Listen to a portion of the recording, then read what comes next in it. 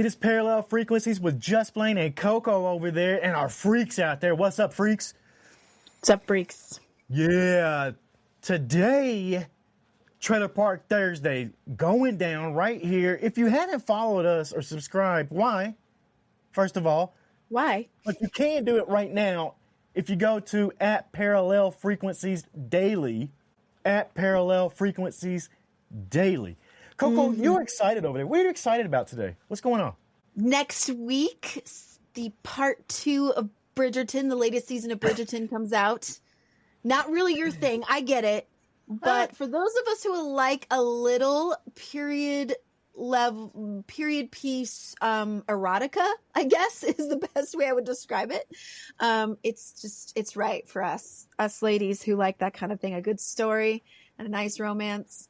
I'm excited. Did you do the binge of Bridgerton? Yeah, or were you watching? You did. I did the binge. Yeah. I didn't mean to. I was like, I'll just, I'll let it trickle in while I'm watching things or whatever. But I can't remember why. I think I was having insomnia. I must have had a night where I was like, all right, we're doing this. I'm watching every episode that's come out. So we're halfway through the season. We got to find out what happens. So this is the end, like the series finale. Is that it? Bridgerton's going away after. Oh, I don't February? know. I don't think it's the end. Well, they might run out of Bridgertons. I don't know if there's any Bridgertons left to partner up and get married off. So, might be. I'm not sure. Well, I mean, the writers could always do the Law and Order SVU thing and have the different cities or the different whatevers. I don't know how it really works, but they could have spinoffs. Speaking of spinoffs. They do. Yeah. A Night of the Seven Kingdoms. Have you seen any of this yet? Yeah, started watching the first couple of episodes. My dad is watching. I mean, he's really all in, and he's watched a bunch of the episodes. So I watched the first 2, and love the Game of Thrones, Westeros, verse. But I was kind of asking my dad, okay, does it start to kind of pick up a little bit? First 2 episodes, I was like, I'm not quite in yet. I'm not bought in yet, but I think it gets better. So I'm all in. That was a lot of people, and there's no spoilers here, but I will tell you, episode 3, that one made me sit up. And I was like, whoa! It was one of those moments. I'm ready. So keep watching. I think there's 4 or 5 episodes out maybe by now. We're going to get to this show. We're going to talk about Night of the Seven Kingdoms because, Game of Thrones.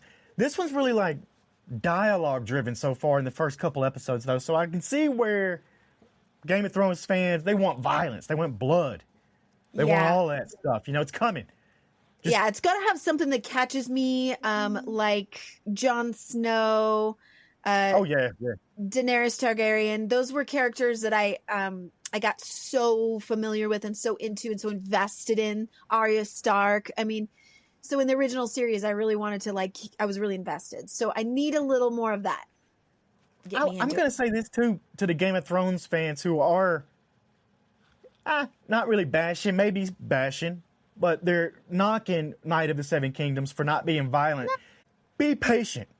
Yeah. We've got the Dragon Show season 2 coming this year too, and I guarantee you that one's going to be violent.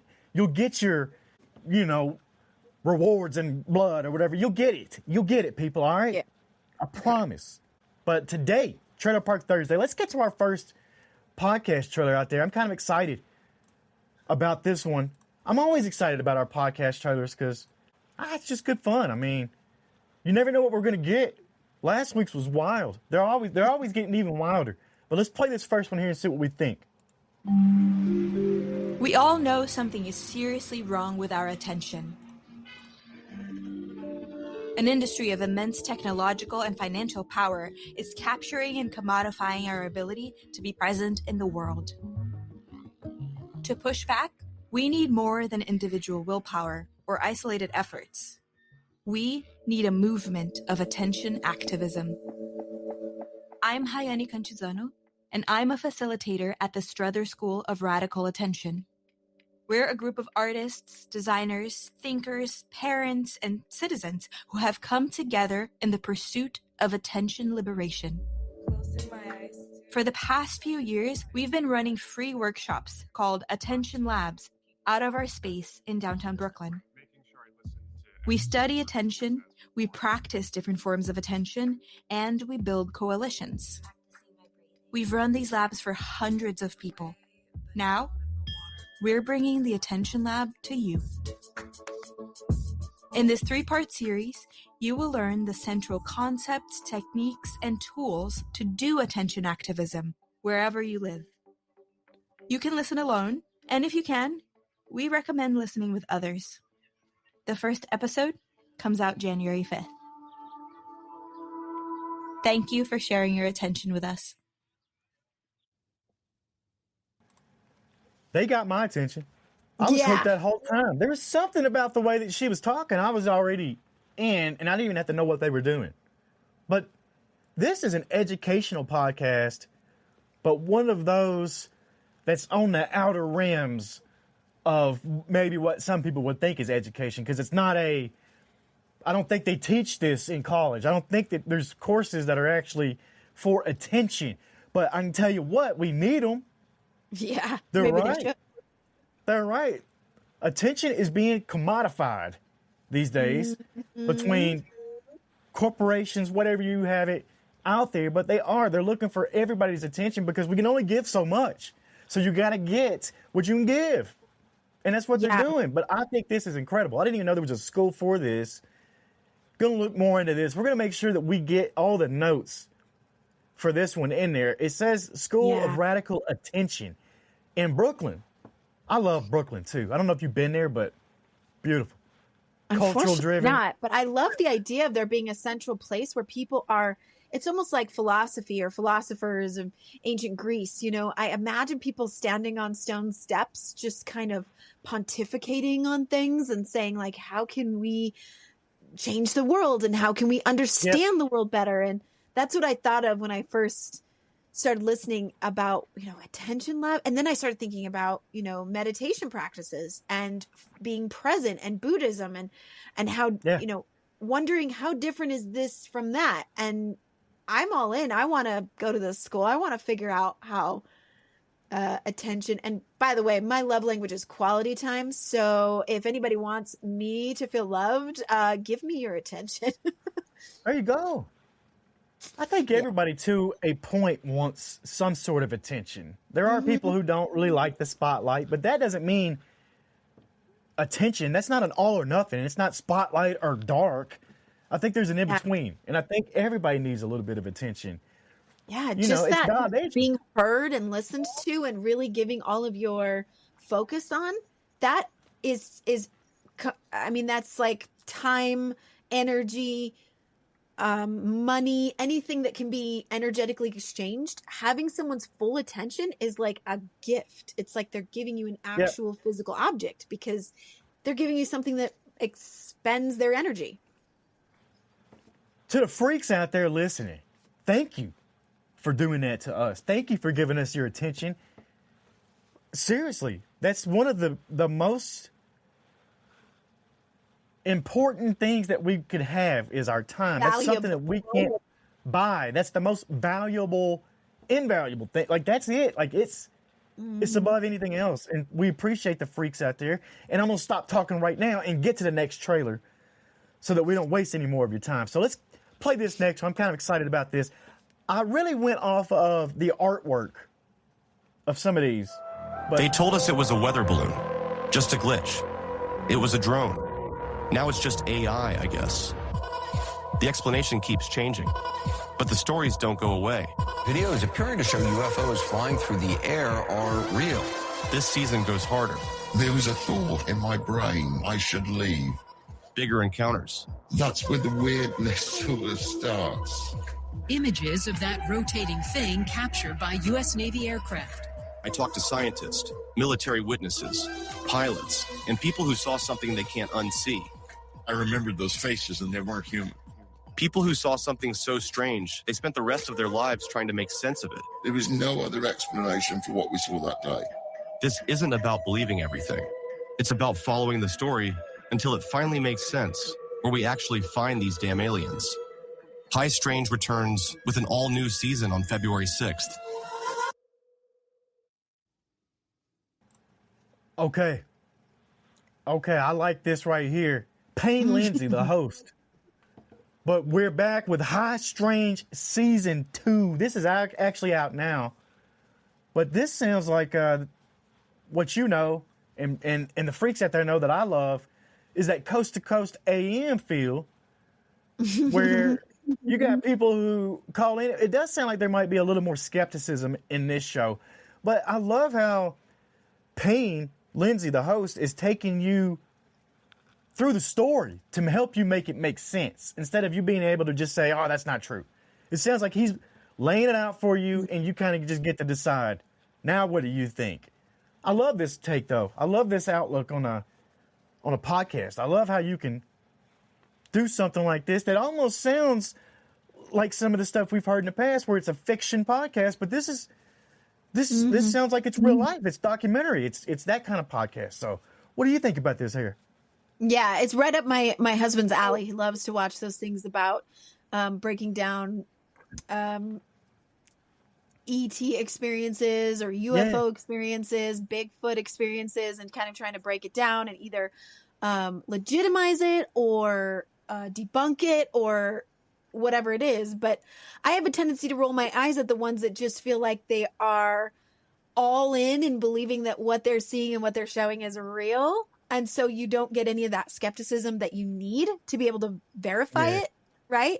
So I'm one who I'm very, what's the word? Picky, or I'm kind of a snob about what kinds of paranormal documentary type media that I watch. Because I'm like, listen, this is just a bunch of people who they got to put expert on their name and say a bunch of stuff like, look at this here and listen to this audio we got caught and all the different things. I love all that stuff, but I'm very picky about what I'll watch. And if I had sense a hint of like, we're just here to make you believe this, I'm like, I'm out. No. So I love the skepticism part. You need the Scully to your Mulder, right? Absolutely. I love these types of shows, though. Not just podcasts, but like you said, the TV shows, kind of like your husband. I love those ones. Skinwalker Ranch is in our backyard. Oh, yeah. We should get in touch with Brandon Fugel. I see his name everywhere out here on billboards, and I was always like, that name seems familiar because he sells a bunch of real estate. Brandon Fugel owns the Skinwalker Ranch, and he's a producer on that show. That's where I knew his name from. We should get him to invite us out there. That'd be wild. I'd love to go out there. May never come back. Well, then so be it. We gotta. It's a sacrifice for the pursuit of the truth, right? That's right. A sacrifice for the freaks out there. That's what we'll do. We'll go out there. We'll investigate Skinwalker Ranch. If he'd have us, Brandon Fugel, will you have us? Will you bring us out to Skinwalker Ranch if you're seeing this sometime, please? Yeah, let me walk the land. Let me feel the vibration. Let me see what my intuition comes up with. I would love to explore. Let's get to this next podcast right here. This trailer I picked out. I like this one too, just by the look of the cover, and it's a little bit different reason. And you can see the cover is on the video here with us, between me and Coco. But this one kind of it stuck out to me for some reason. So let's fire it off and see what's going on. Life has a tendency to drag us by the edges when we least expect it. So hard seasons are inevitable, but it's how we get out of them that matters. I'm Maya Galore, YouTuber and influencer, and the world has watched me get dragged by life. A quickie marriage, weight gain, low self-worth, all of the things. But with daily intention, being brutally honest with myself, and doing the tough self-work, I elevated into the very best version of myself that I have ever been. So welcome to Into the Next, a podcast for women who, despite setbacks, want to intentionally step into the next season in the best version of themselves. Get ready for all the girl talk, but we're also getting deep. We really only can make decisions, live our life to the level of growth that we've already had. Never again will I allow myself to diminish and push down what I desire for the benefit of someone else's happiness. You just gonna have to be mad. There's so much that is going unintentionally that we gotta get a grip on, because it is changing who we are from the inside out without our permission. I had to realize that. I was teaching people how to treat me. I ain't got no standards. I ain't got no boundaries. You can just walk all over me. I'm gonna do everything you need while you give me nothing. Period. That's the life we live in. That's what I was teaching people. I was accepting of it. I wasn't doing anything about it. We'll also talk about elevating our authenticity, our confidence, our environment, and elevating life overall, because your best self, she deserves it. Hey babes, I'm Maya Galore, and you're listening to Into the Next, where we are becoming, rebuilding, and elevating into the next season and best version of ourselves. This is the work no one talks about, so if you're listening, you're meant to be. Your new season begins on February 9th. I'll see you there, sister. Now, I see you already over there, Coco. You were enjoying this one. What was your initial thoughts on Maya Galore? Girl, yes. That's all I have to say about that.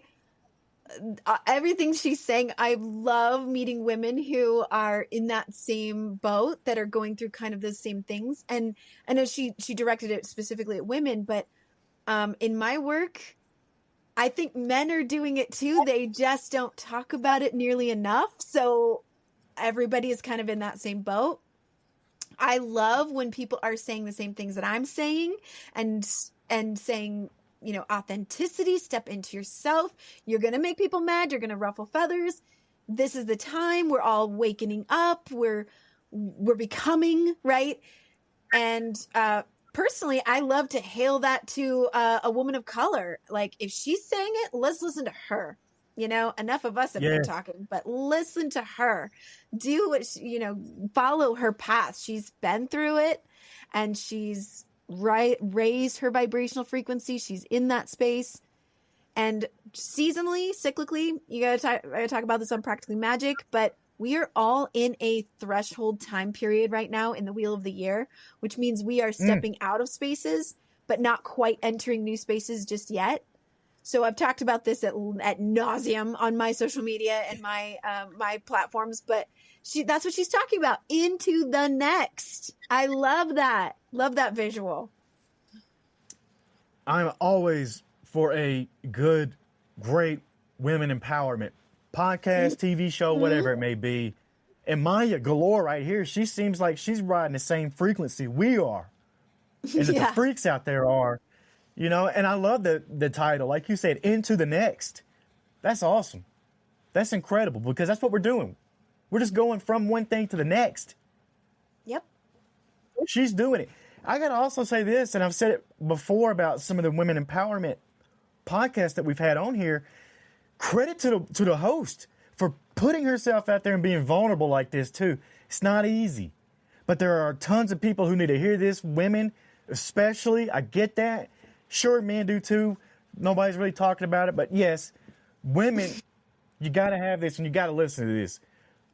This is the kind of energy that I love. I love this type of energy. And it is all about this. It's about being the best version of yourself. And maybe that best version is waiting. Got to get there. Into the next. Love that. Yeah. What else do you want to say? What else do you want to say?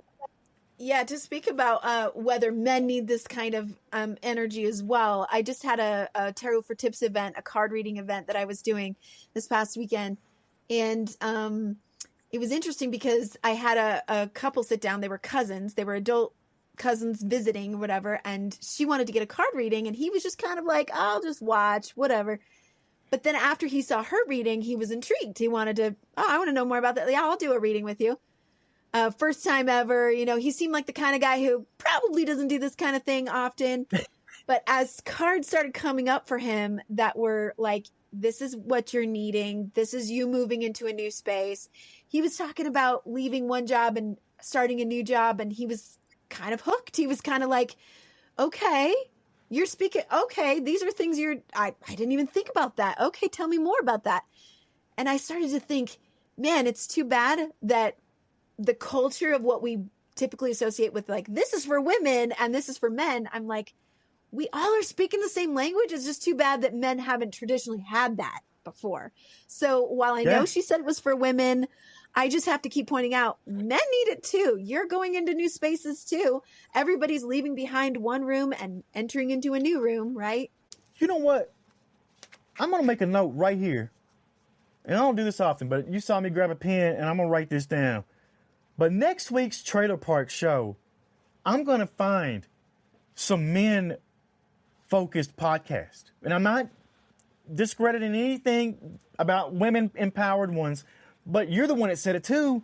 we need to find some of these voices. So I'm going to go out and search for some of these voices that can talk to men. We do a lot for Promise to Live. And we know that there's mental challenges out there that get to people, and it's okay to not be okay. That's for real. That's a real talk, real thing. But I think we do need to highlight some of these out there in case there are some men out there who are listening to this and they're like, you know what, give me a male. I want the man version of this. And that's okay. That's okay to want that. But I'm going to make a note right now that next week we're going to do that. We'll find let's find men, our king and I of don't want to cups. call it. Yeah. That's what came up for my reading for this man in the coffee shop is the King of Cups was pulled. And I said, this is going to represent a masculine figure in your life that you need to go to and be vulnerable with. Like, who do you have in your life that's somebody that's also a man or masculine that can be that emotional support for you? And as is typically with men, he was like, I don't know who that would be. And I said, well, then this card is coming up for you because you need it. Because men need men. Yeah. Men need men to be vulnerable with the two. It shouldn't just be women who hold that space for men in their lives. We need that sort of thing to just become the norm. Let's normalize it. Normalize men talking about feelings with each other. Yeah. Great. Yeah, I have to say this. I don't want to go too far into it because we got to get out of here. But me and my homies, we are real open about that now. And I've noticed that's a lot different. Like, we do say we love each other. Like, why not? Like, we ain't got nothing. It's not about that. It's like you got to let people know. You got to give people their flowers while they're still here a lot of times. And not be at a funeral saying, oh, I love that guy. Tell them why they're here. And yeah, let's find that. I'm going to find that for next week. What do we got coming up on Feature Friday tomorrow? Do you know off the top of your head? Yeah, I like a little bit of mystery in what we're going to be talking about. So those of you who have been following us on social media and see our upcoming posts, what's coming up next, so that you can watch the shows, we have Black Phone coming up as our Friday feature. And I think we're going to talk about 1 and 2. Unless, of course, it's just too much and we have to break it up into 2 different episodes. But Black Phone, Ethan Hawke, that's what we're coming up with next tomorrow, Friday feature. I love it. So, in other words, you're going to get to hear me get all amped up and mad as hell about a damn dog winning that award again over Ethan Hawke. Okay? Not even going to talk about Allison Brie and Together yet. Or have we? I don't know. Yeah, that was earlier in this week. That's our Monday movie this week. A couple days ago. Let's see. All right, hang on. Get mad about Ethan Hawke like I did for Allison Brie in Together, who should have won that award once again. But I'm going to make another claim for Ethan Hawke tomorrow's show, Feature Friday. And yes, we will have to do Black Phone 1 and 2 together. I think that's the best way to do it. I watched them back to back, and I think they do fit all together. So we'll see you on Feature Friday. Until then, it's Parallel Frequencies. Coco, what you got to say? I just want everybody to take good care of themselves. And if there's podcasts like this, the one we're on right now, Practically Magic, and the ones we mentioned today in today's episodes, they should be enriching and enlightening you. So take good care of yourself. Absolutely correct. We'll see you on the other side.